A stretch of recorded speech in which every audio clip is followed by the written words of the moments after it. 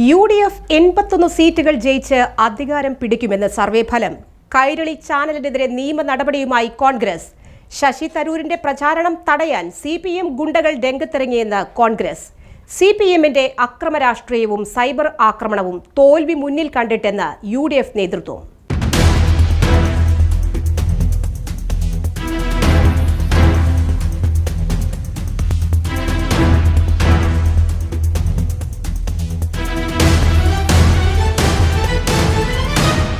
Hat trick ഭരണം പിടിക്കാൻ പിണറായി വിജയന് സാധിക്കില്ലെന്ന് survey. ഏറ്റവും ഒടുവിലായി പുറത്തുവന്ന ലോക് പോൾ സർവേയും UDF അധികാരത്തിലെത്തുമെന്നാണ് പ്രവചനം. തെരഞ്ഞെടുപ്പിൽ 77 മുതൽ 81 സീറ്റുകൾ വരെ നേടി UDF അധികാരത്തിലെത്തുമെന്നാണ് ലോക് പോളിന്റെ അന്തിമ പ്രീ പോൾ സർവേ ഫലം പറയുന്നത്. LDF 58 മുതൽ 62 വരെ സീറ്റുകളിൽ ഒതുങ്ങും. NDAക്ക് 1 മുതൽ 2 സീറ്റുകൾ വരെയും പ്രവചിക്കുന്നു. UDFന് 42-44% വോട്ട് പ്രവചിക്കുന്ന സർവേ LDF 39-41% വരെ വോട്ട് നേടിയേക്കാമെന്നും പറയുന്നു. BJP 14 മുതൽ 16% വരെ വോട്ട് ലഭിച്ചേക്കാമെന്നും പറയുന്നു.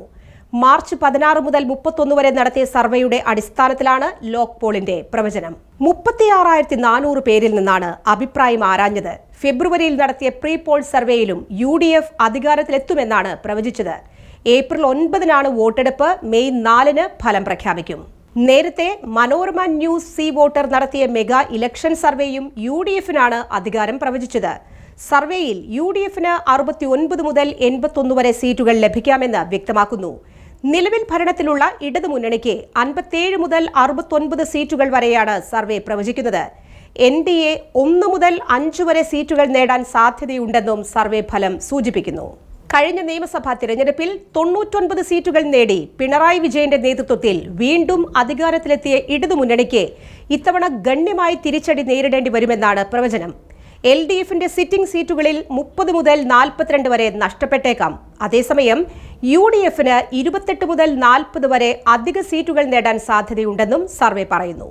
2021-ൽ അക്കൗണ്ട് തുറക്കാൻ കഴിയാതിരുന്ന NDAക്ക് ഇത്തവണ 1-ലേറെ സീറ്റുകൾ നേടാൻ അവസരമുണ്ടെന്നും ഇത് ഒരു വലിയ നേട്ടമാകുമെന്നും സർവേ വിലയിരുത്തുന്നു. വിവിധ സർവേ ഫലങ്ങൾ പുറത്തുവരുമ്പോൾ LDFന് വിറളി പിടിക്കുന്നുവെന്ന് കോൺഗ്രസ് നേതൃത്വം പരിഹസിച്ചു.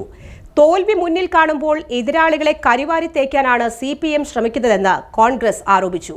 AICC general secretary KC Venugopal MPക്കെതിരെ കൈരളി ന്യൂസ് ചാനൽ വ്യാജവും അപകീർത്തികരവുമായ ചിത്രം പ്രചരിപ്പിച്ചതിനെതിരെ AICC നിയമവിഭാഗം ചെയർമാൻ ഡോക്ടർ അഭിഷേക് സിംഗ്വി കേന്ദ്ര തെരഞ്ഞെടുപ്പ് കമ്മീഷന് പരാതി നൽകിയതാണ് പുതിയ സംഭവം.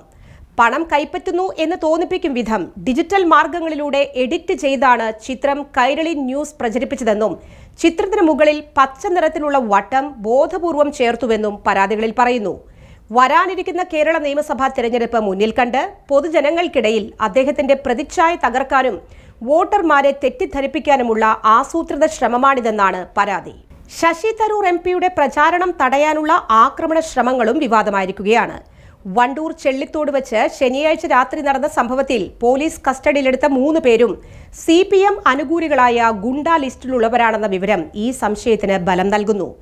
നേരത്തെ കോൺഗ്രസിനെ വെട്ടിലാക്കുന്ന നിലപാടുകൾ സ്വീകരിച്ച ശശി തരൂർ നിയമസഭാ തെരഞ്ഞെടുപ്പിൽ താരപ്രചാരകന്റെ റോളിൽ 50-ലേറെ മണ്ഡലങ്ങളിൽ പര്യടനം നടത്തിയിട്ടുണ്ട്. പാലക്കാടും കണ്ണൂരും കോഴിക്കോടും തരൂരിന്റെ പ്രചാരണം വലിയ സ്വാധീനം ചെലുത്തുമെന്ന തിരിച്ചറിവിലാണ് CPM അത് തടയാനുള്ള വഴികൾ തേടുന്നത് എന്നാണ് കോൺഗ്രസ് ആക്ഷേപിക്കുന്നത്. സർവേ ഫലങ്ങൾ UDFന് അനുകൂലമാകുമ്പോൾ എല്ലാ കാലത്തും LDF പയറ്റിയ രീതിയാണ് അക്രമ രാഷ്ട്രീയം.